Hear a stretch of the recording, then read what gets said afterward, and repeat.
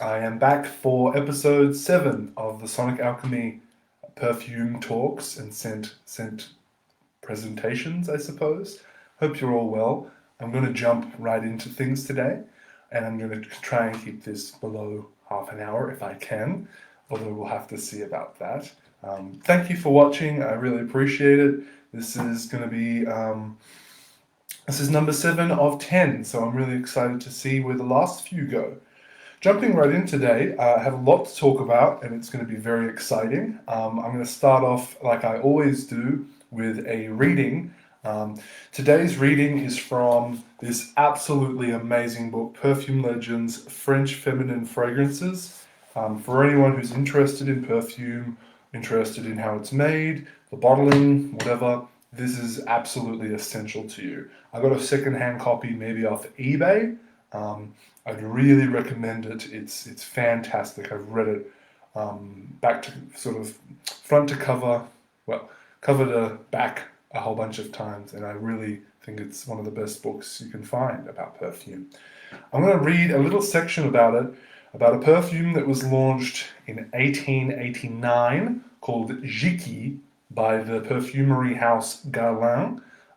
It's a really critically important perfume for the sort of birth of the modern art of scent creation and perfumery.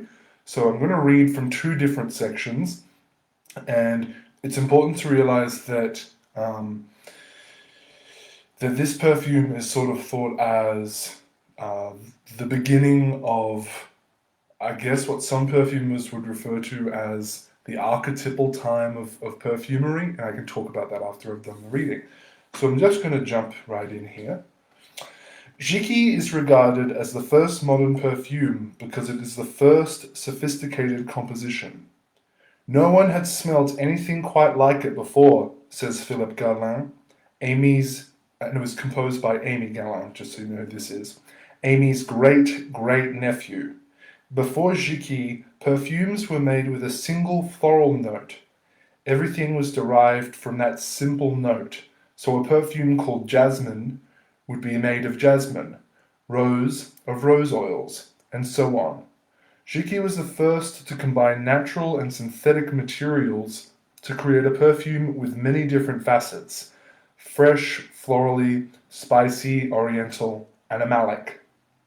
Perfumer Jean-Paul Galin believes that Amy deliberately set out to do something different. He tried to do a portrait, a perfume painting quite different from the flower photos of the time. He was able to use some new synthetic raw materials to add a note that nature couldn't give him. Then I'll jump to this part. Jicky was made possible by the discovery of 2 major synthetic materials, coumarin and vanillin. Coumarin had been isolated from tonka beans by Perkin in 1868 and was later also identified in lavender oil. The new material, with its sweet scent of marzipan, remained a curiosity until 1882, when Paul Parquet of Hubigon combined it with lavender, citrus, and woody notes to create Fougère Royale. And Fougère Royale was a perfume created less than 10 years before Jicky, and it was the first scent to contain any kind of synthetic material. 2 researchers, Delaine and Riemer, gave Jicky its second key element when, in 1876, they patented a method of synthesizing vanillin, the natural chemical which gives the pod or bean of the vanilla orchid its characteristically sweet aroma. With its synthesis, perfumers gained a vanilla note, more potent and tenacious than the natural vanilla tinctures. It was the combination of coumarin and vanillin, together with rosewood, civet, and the fresh notes of lavender and bergamot, which gave Jicky such a complex and modern scent, says Jean-Paul. At Guerlain, we never substitute synthetics for natural materials. We use them only to amplify the intensity of natural notes and to add an original note which can't be found in nature. Jicky is often referred to as the first synthetic perfume, but that is not true. It is a very natural product with a splash of synthetic materials to amplify the beauty of its natural notes. And then at the bottom here it says, Jicky marked the beginning of a motive perfumery, which no longer attempted at imitating the scent of flowers, but sought instead to arouse emotions. So I'll leave it there. It goes on for quite a lot longer, but I'd recommend that book, even if you're not super into the sort of hands-on part of perfume. It's an incredible story. It goes, he breaks up different, the author breaks up different perfumes over the last 140 years. I think he ends it in the 90s when this was published. So it's a great one. And I think Jicky is a perfume that is important to keep bringing back. I thought I would have to, that I wouldn't be able to complete this 10 episode series without talking about Jicky in some way, because I'm interested, as a lot of other independent perfume makers are interested in the aesthetic and creative and imaginary, the imaginary world inside perfume, and I think that it's important to, as someone who's an advocate for his creative medium, it's important to refer back to a perfume that is really referred to as that mark of the beginning of this new time for creativity in the world of scent, and in the world of people that create and explore scent. So that one's a big one to talk about, but I thought it would be good to just bring it back in an interesting way, and I can answer any more questions that you might have about that in the comments. So, like I always do, I have a smell and tell where I bring in a little ingredient and I talk about it and its potential use in perfume. I have a very, very strange one today for my smell and tell. I have it on this scent strip already. Hand this up to the camera. It is strawberry gum essential oil. When you buy this, so I get this from Hermitage Oils, which used to have an Australian branch before they closed. They do some great stuff, and I believe the eucalyptus species that this comes from is Eucalyptus ollida, which is native to New South Wales. Interestingly, it's probably the most unusual eucalyptus species out of the 500 eucalyptus species in Australia, based on the fact that it smells so much like strawberry. So I've dipped this strip a day or two ago, and it has this amazing, incredibly high-pitched like screech of strawberry and raspberry, and the oil contains this ingredient called methyl cinnamate, which somehow makes it smell like a kind of dry, crackling raspberry and strawberry. It's very, very unusual, and has this incredible, like, youthful exuberance and energy to it. When you buy the actual essential oil, it's a solid, so it comes as an almost white, kind of off-white crystal, and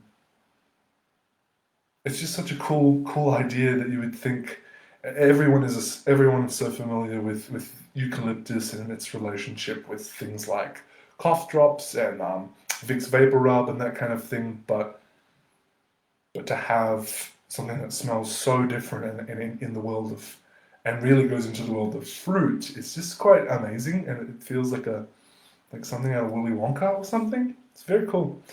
So that's that. Today, the perfume I wanted to talk to you guys about is my latest release, the one that I've last launched, called Sgaradh. So this one's a tricky one to talk about because of how much is inside it. But so this was a commission by my very good friend and patron, Erica. If you're watching this, thank you very much, Erica. You're the best. And its title is the immediate thing that people tend to be drawn to or ask questions about. Partly because, well, the title is in a dead language and it's quite hard to say. So it's spelled AN space SGARADH, and it means, so it's Sgaradh, and it means the displaced or the separated in Scottish Gaelic. And when I've looked it up, there are a number of different translations, but it tends to focus on that theme of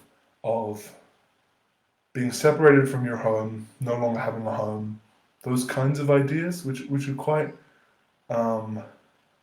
which I don't really know of a perfume that is really explored before, which is very interesting and sad and provocative, but that's its name. And when I was thinking about how I would do this talk today, I came across the original notes.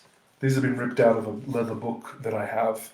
The original notes that, if I hold them up even more, the scribbles and everything. The original notes from the first two meetings that I had with my friend Erica about this perfume. And my commissions work usually work in the way where I will meet and sit down with someone for a number of hours. Maybe we'll do 2 or 3 of those sit-down meetings, and then I can have enough information from the notes and questions that I've asked them to go off and make mind maps and start on ideas and allow the creative process to propagate itself into my mind. So some of the ideas that were behind Sgaradh as a creative thing that I was working on for. So I worked on it from February to December of last year. So a full 10 months, I suppose, in between when I first started taking notes about the idea to when it launched. That's how I tend to judge the whole process from sort of inception to public release. And yeah, some of the ideas behind it were, and I'm going to read some of from the notes that I've taken a year and a half ago about the scent. We wanted to make a complex scent and a scent that was sort of from an older world, from an olfactory perspective, I think. There was a real emphasis in some of these notes about sort of what happened in the art of perfumery in the first half of the 20th century, as opposed to sort of the more modern ideas in perfume, which I think I tend to embody those older ideas a lot more. And then there was some other notes about these themes of rituals. A lot of these notes are about themes and things that I can latch onto rather than just ingredients. So ideas of ritual, symbols, tattoos, animism. So that idea of animism is like a pre-paganist kind of spiritual practice, I guess, where everything from rivers and streams and rocks and flowers, they all have a spirit. It's kind of, I guess that's a rough way of explaining it. It's very interesting. I explore a lot of that in some of my work, I believe. Sort of these ideas of the presence of the tree, this idea of worship in the everyday, rather than as a secluded special little thing that you do in private, in strict structural places, I suppose. Ideas of old wood, the heartbeat of the earth, this sort of resilience of the elements, different concepts of darkness and different ideas of kind of warm and soft rose notes was something that we brought in. Old timber, this sense of time, ancient sort of raw nature, I think is another part of it.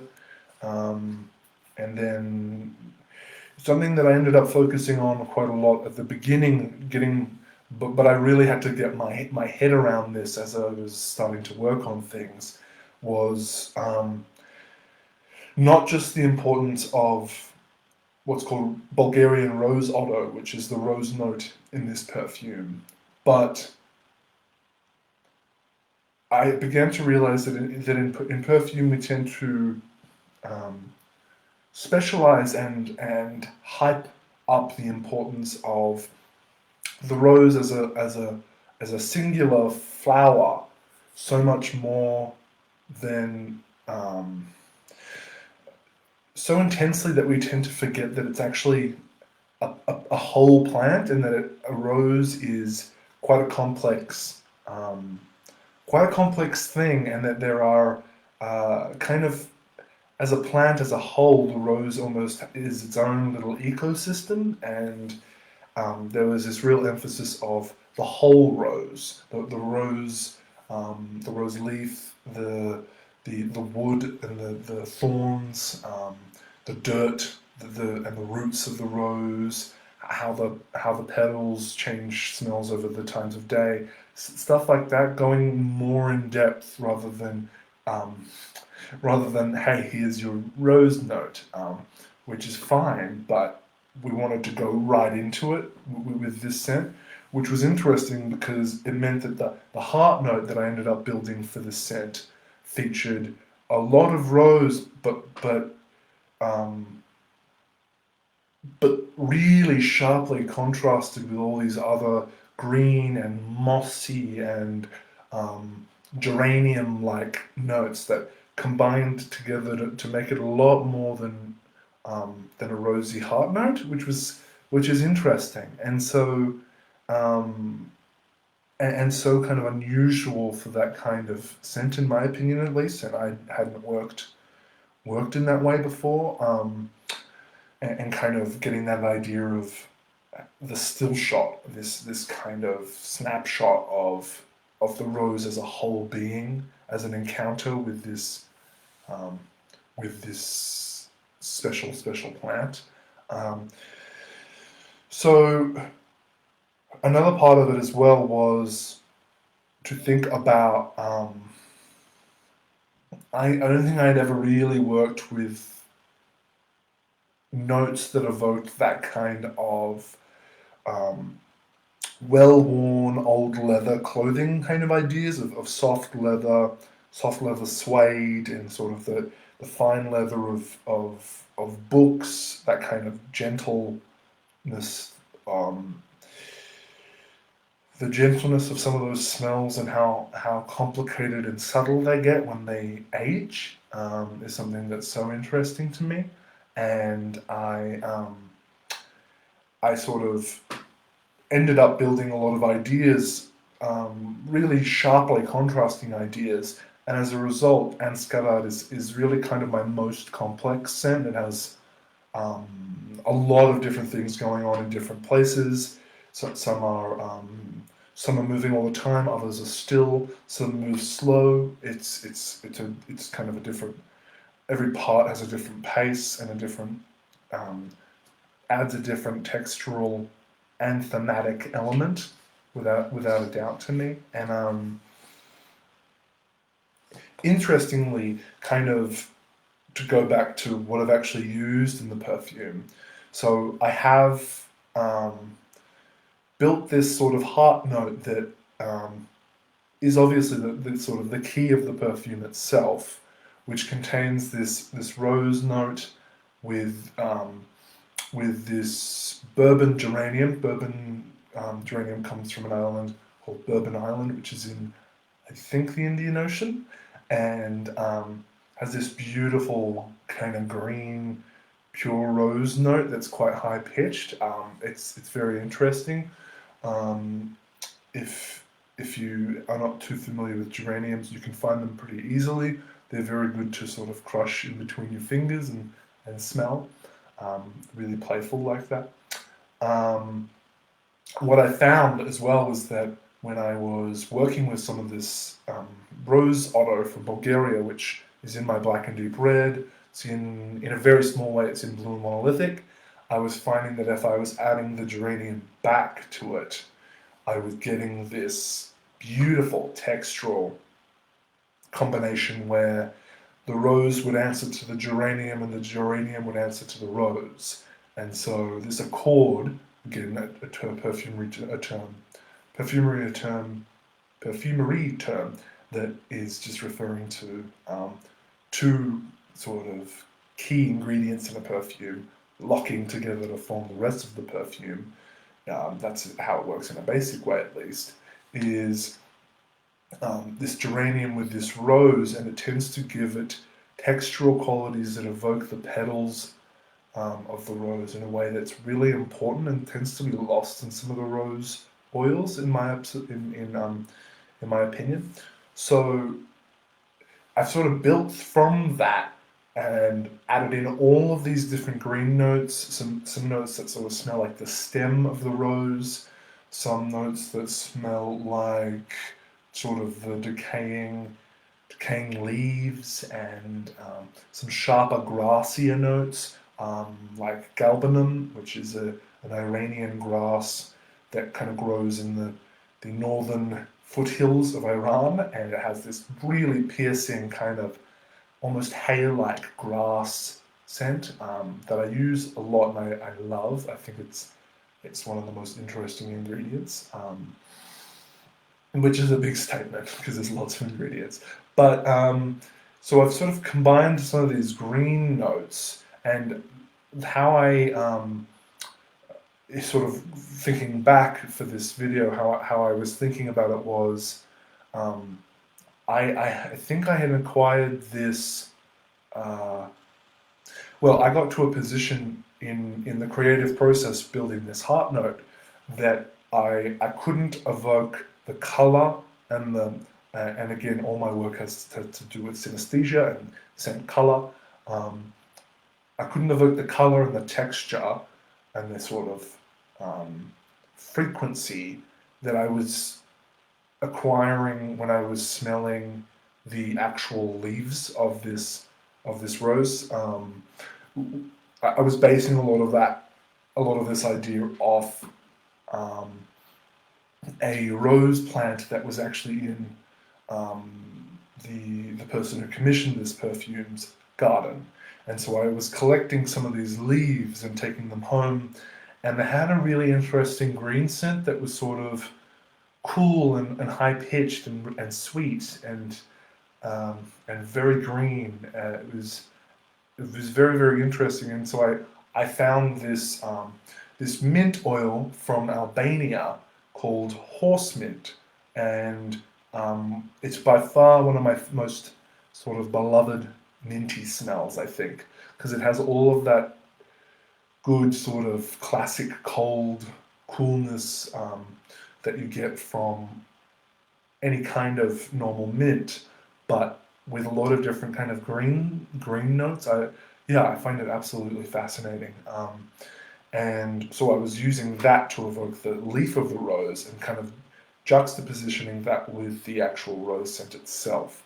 And then added it right at the end of that creative process. I added in two different moss notes. Oak moss, which tends to be the most common and well-known moss in perfume. It tends to be made,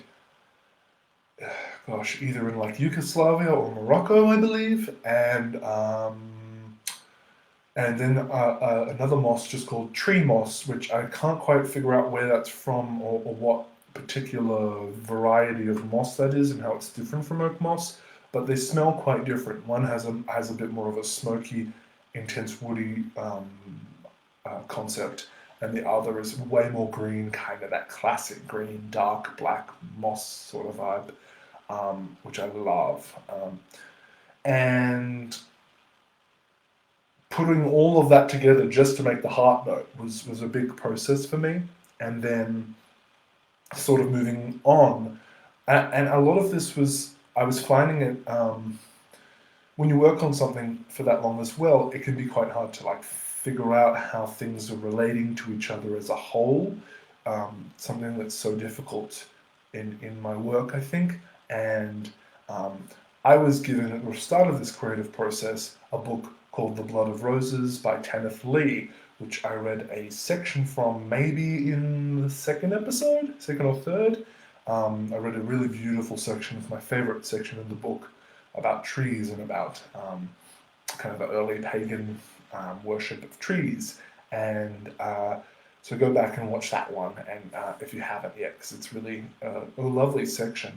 And it's this big fantasy, really dark, erotic fantasy novel, and um, I would read little bits of it, and it would help me understand the emotional tone, the darkness, the severity that I needed in the composition of the individual parts of the perfume. It helps to unite very disparate ideas, and it's the first time I've really co-created a perfume and read the book that I was trying to sort of use as a guide. It was like a um, yeah, this kind of parallel process helping me out to understand where I was going, um, and to pick up on little details and darknesses. So that's the heart note, and then the top note of the perfume is this idea that I was building on,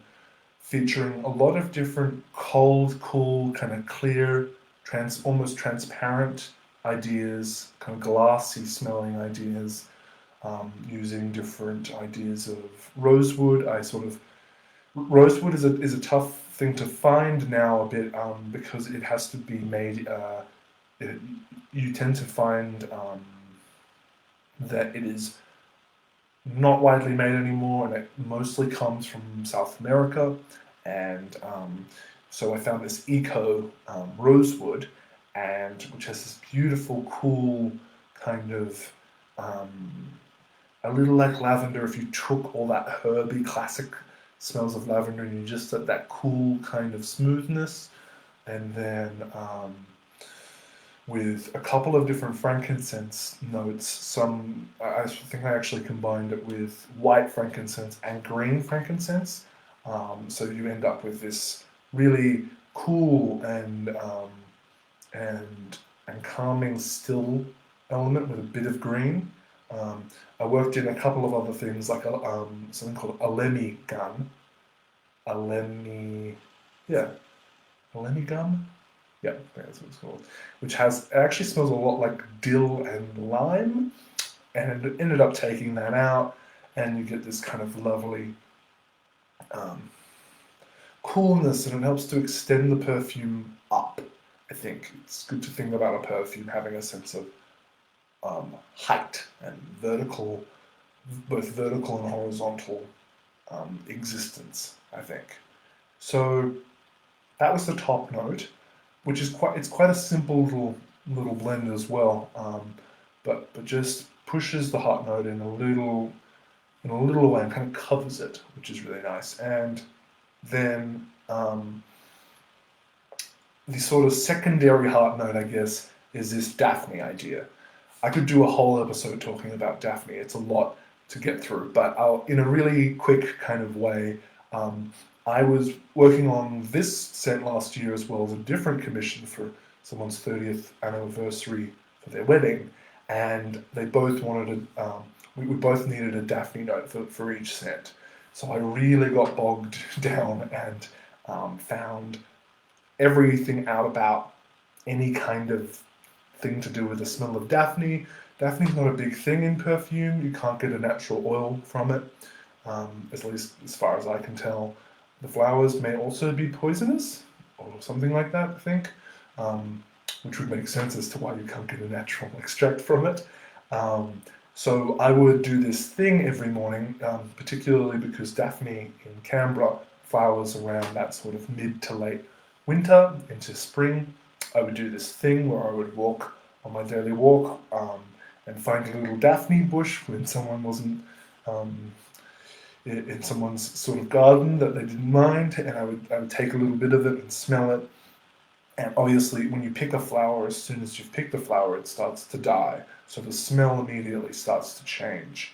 And so you have to judge it carefully, because otherwise you end up building this scent of a flower that is dead. Which is interesting, but not what I was going for. And so I ended up building this really over 6 months, building sort of 10 to 20 different variations of this Daphne theme, which was quite a complex process for me, and I was combining all these sorts of lemony notes with lots of different rosy floral ideas, trying to get this, and then adding a bit of like a narcotic floral idea with some really strong flowery ideas with some jasmine and ylang ylang and tuberose, and sort of trying to blend this idea all together. It was also part of that thing where something we were going for with the scent was to evoke the smelling of Daphne in the middle of winter. So you have this sweet intensity with this sharp, cool element. So we ended up settling on that Daphne idea based on how it would have felt to smell Daphne in winter. So that was kind of how that part came together. So now we have sort of this rosy, mossy green, the whole life cycle of the rose plant with this ethereal, cool, transparent frankincense rosewood idea coming down together with this really complex, kind of jagged smelling Daphne idea. And it was interesting as I was sort of finishing that Daphne idea. It gives the scent as a whole this impression of being quite asymmetrical and kind of jagged, and it adds a weird sort of spontaneity to the scent as well, kind of almost like an improvisational theme in the scent, because it makes it move in a really interesting way. Then I finished the scent off kind of simply with these ideas of old wood and worn out leather from books, and if you can get your hands on any really, really old books or really old leather, or wood cabinets from many hundreds of years ago, these are the scents I was bringing in and sort of combining them with this ingredient from, I believe, central Queensland, called Buddhawood, which is like a native Australian variant of sandalwood. Has this really dry, resinous, kind of red sand quality, and I've kind of combined all these old, leathery, kind of worn out like sort of smells of worn out leather boots together with these woody, leathery old ideas, and that's kind of Sgaradh. I will put some links in the description and in the comments, depending on whether you're watching this on Facebook or YouTube. I have a YouTube channel now. If you're watching this on Facebook, please head over there and hit subscribe if you would like to. And I'll be back next week, either talking about Kuso, which is a perfume I made, I guess a perfume I made about disgust, or I'll be talking about Sgaradh, which is a perfume I'm working on right now, which is a perfume I'm making for someone who I know who's just had a little baby boy, whose name is Sgaradh. So I will leave it there for today, and I can't wait for next week. Join me again for Sonic Alchemy's Perfume Talks. Okay, thanks guys, have a great week. Alrighty.